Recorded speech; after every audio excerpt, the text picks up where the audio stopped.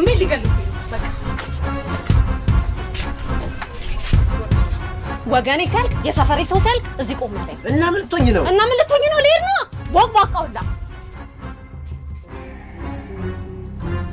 ወንድሜ እየሞተ ማን እዚህ አልቀመጥም። ኮሮ አይ ደሞ ሊያገረሽብኝ ነው። ወገን እያለቀ ዝም አይደለም።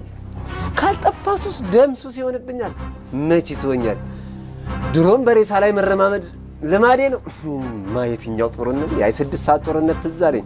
እንግዲህ ሄጄ ልድገመው ምን ይደረጋል? ግንበኞች የናቁት ድንጋይ የማዕዘን ራስ ሆነ ይለዋል መጽሐፉ።